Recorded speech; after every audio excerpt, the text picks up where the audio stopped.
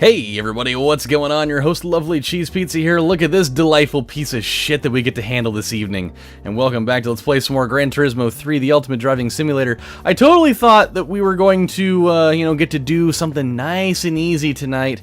You know, tell a couple of stories and be on our merry way, but no. Oh no. That would be way too, that would be the fun way, but no. Gran Turismo has a very fun way of giving you the big fuck you. So, tonight, my friends, what we get to do is... Oh, wait a minute. Never mind. Forget everything that I was just about to say. I totally thought we were going to be doing Special Stage Route 11. And that is absolutely not the case. The opening part of that track preview totally looked like the beginning of Special Stage 11. So I actually legitimately just 50-yard fake-outed myself. That is a welcomed mistake in my book. I will gladly take this over the ensuing marathon that was about to take place. So this is fine. This is absolutely okay. Although there's still a couple of things that could go on in this race that could be a very big problem.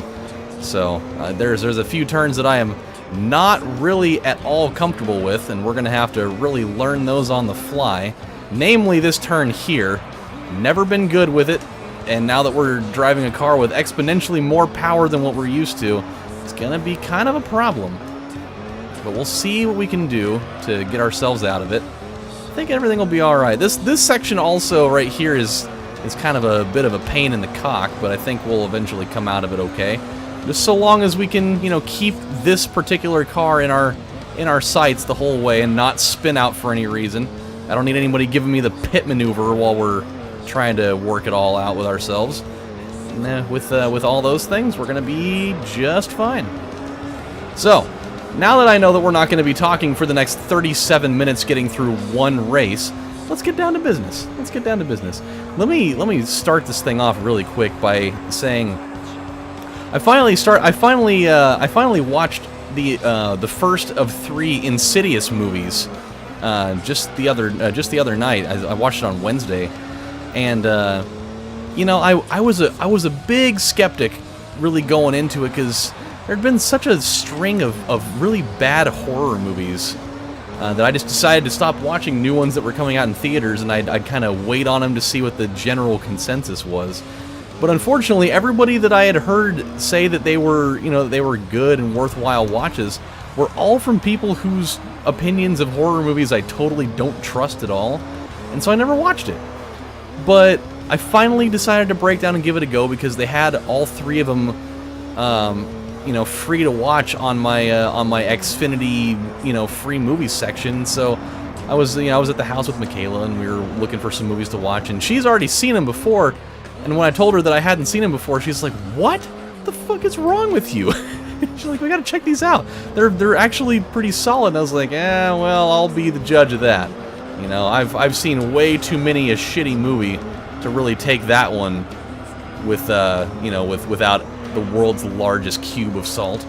So I decided to sit down and watch it, and you know what? I'll give it credit. I will give that movie credit. I actually thoroughly enjoyed it. Am I going to say that the movie itself was actually scary? No. But was it entertaining? Yes. And one big thing that I will say about it is the concept behind it is it was a very, very nice breath of fresh air in terms of horror movies, because, to a point, don't get me wrong, I adore horror movies with really the entirety of my soul. It's my favorite genre of movie, but it's so easy to get played out on, the recycled concepts that they use over and over. Somebody moves to a brand new house. They find out the house is haunted.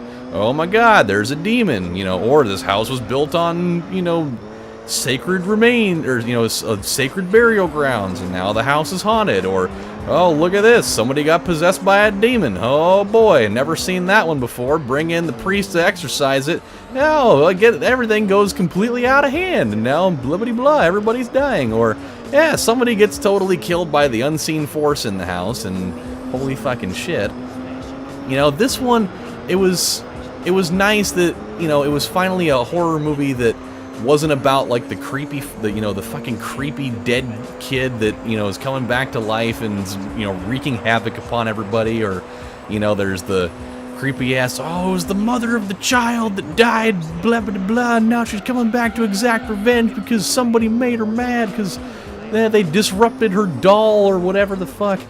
And it was a super welcome concept of the house itself wasn't haunted, but a person was. And the reason why that, came to happen in the first place was because of the kid having night terrors and accidentally astrally projecting, which astral projection is a crazy fucking concept, dude. Just like being able to, you basically have an out-of-body experience generally through the means of really in-depth meditation and, doing all sorts of like sleep paralysis techniques. And, you can essentially leave your body and go wander around to various places and do various things. For a lot of people, can be an extremely positive experience. But for the people that, are severely untrained in it, or for people that suffer from night terrors, like my son actually, this is one part about this movie that I enjoyed it, and one part of it that made it uncomfortable is that it struck a nerve because of the fact that my son suffers from night terrors. It is a thing. It is a thing, and I've been present when he is having the problem, and for a while we thought that it was just sleepwalking because he'd come out of his room and he'd be stumbling around and he wouldn't know where he was at all, but he'd be like inconsolably crying, like we couldn't get him to tell us what was going on. And because of the fact that we thought that he was sleepwalking, we figured that's why, that's why it was going on. We read into it a little bit further later on, and we found out that all of his symptoms totally match up with night terrors. And so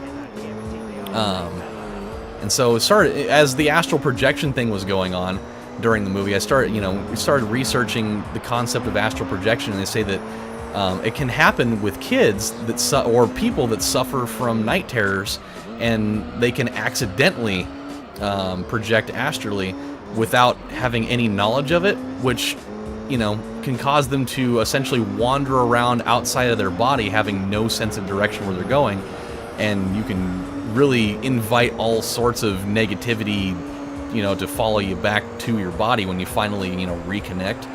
And that's basically what happens in this movie. Is a kid, astrally projects without knowing it, and without having any sort of, guide or direction of what the hell he's doing, and he ends up wandering into this area called the Further, where it's just like this collection of like lost souls and, demons and such that try to, find host bodies, and they essentially like followed this kid back to his body, and he had astral projected for such a long time that everybody thought that he was in a coma because, he wasn't able to wake up, and so they thought that's what it was until everything starts hitting the fucking fan. And they thought the house was haunted because they started seeing, having weird things happen, and then the house ends up not being haunted at all. It was their fucking kid who was haunted, and then, now they got to try to figure that whole thing out. So it's actually a pretty interesting concept of a movie. I thoroughly enjoyed it. Now there's 2 other movies to watch. I got to get on that shit. So that is essentially what was going on with that. Now for one of the other things that I was going to talk about. I'm trying to think about which one I should. Actually, no, I know which one I should do. It's thoroughly disgusting and absolutely just deplorable, a very deplorable topic to speak upon. But I have to do it. I heard about this morning because my brother sent it to me in a text message on my way to work, and it was just fucked up. It's so gross. I can't believe that this is a thing that somebody actually did, and this was published in Women's Health magazine. So I mean, this is how it's definitely not an article that was, that you thought it was real, and then you found out that it was being put on by the fucking Onion or something. This was legitimate, actually, happened in the world, and it was fact-checked and put out by a seemingly credible source of anything.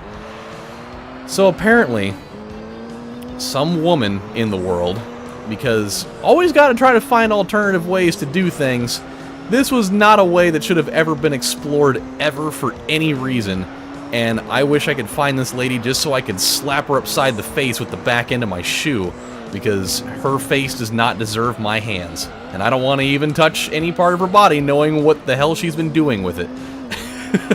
So this lady, this fucking lady, what she decided that she wanted to do with her spare time is make some bread. Sounds innocent, doesn't it? Well, you know, at face value, totally innocent. Who wouldn't want to make some bread, you know, in their spare time? You know, you're a housewife and, you know, you want to not have to spend extra money going to the store. You know, yeah, let's make some bread. You know, do it the old-fashioned way. Get out all the old goods for it. I mean, what's one of the key things that you need to make bread? You need yeast. Unless you're a fucking wizard or something that can do, you know, yeastless bread, which I'm sure that's totally a thing somewhere. I'm sure there's probably some sort of, I'm gonna go to Healthy Well Fitness Mama blogspot.com. I'm gonna find out how to make that crazy, super healthy, yeastless bread.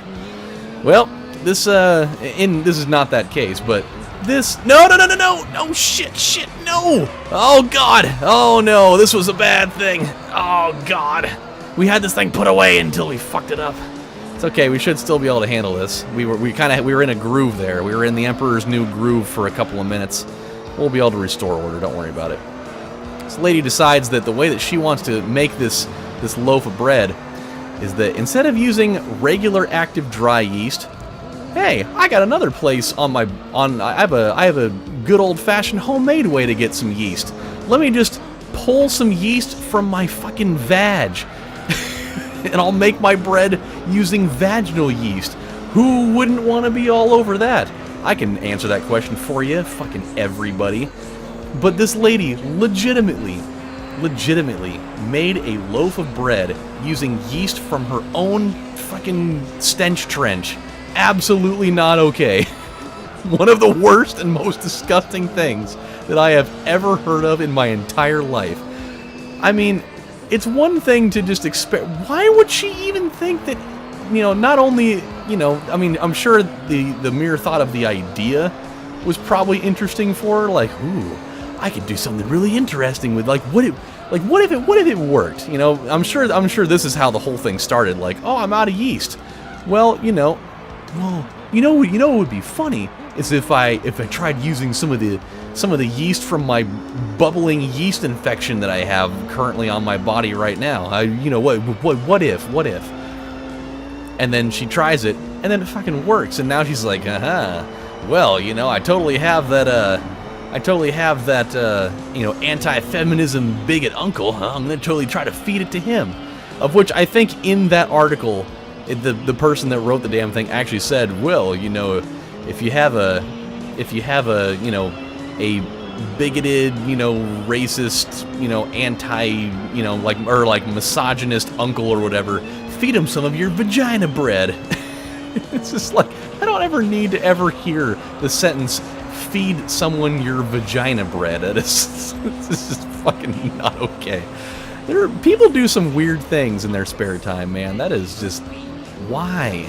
Like, we could be trying to find ways to cure cancer, or cure the common cold, even though there are things that I guess are already, that's probably, you know, more or less already taken care of, or, you know, we can try to find things to, you know, cure Down syndrome, or, you know, find a way to, you know, find the new fountain of youth, or, you know, to find a way to, I don't know, bring things back from being extinct or what the fuck ever, but no! Oh, God, no. Why would we possibly do that when we could find ways to make bread using yeast out of our own fucking slots? Just to save a couple of bucks from driving down to Safeway and going and getting some for $2.99 for a, you know, a pound or whatever. Oh. Ugh. God, just the mere thought of that just makes me want to vomit. Which is not a good sign, because I'm really, really hungry, and the thing that I want to do directly after I'm done with this race in like 10 seconds, I want to go make myself something to eat. And it may very well involve having something that involves bread. Which makes me kind of apprehensive on doing that, even though I know full well that they should now put stickers on all these bread packaging that says This bread has been certified not been made from a person's vagina, so you can eat at your own leisure without knowing, or with knowing that it was not cultivated from some crazy fucking blog sporting insane woman. So, you know, have at it, if you will. But, ugh, not a good thing whatsoever. But the good thing whatsoever was that we did win that race, and it was super good. So that is good news for us. What we're gonna do is we're gonna save right here, and we'll overwrite it. That was a total success. I'm very glad, because all those you know, Route 5, Route 11, those all have some components in them that make them very tough races, but we handled it. Not necessarily gracefully the entire time. Had we not spun out on lap 8 though, that would have been about as good as I could have ever hoped for that race to go. But we still got the good result. That's all that matters to me. So, my friends, we're going to stop right here. When we come back on the next installment of Let's Play Gran Turismo 3, the Ultimate Driving Simulator, we're going to move on to the next race, and we're going to hopefully get another first place finish. But be careful about astral projection. That shit is crazy, man.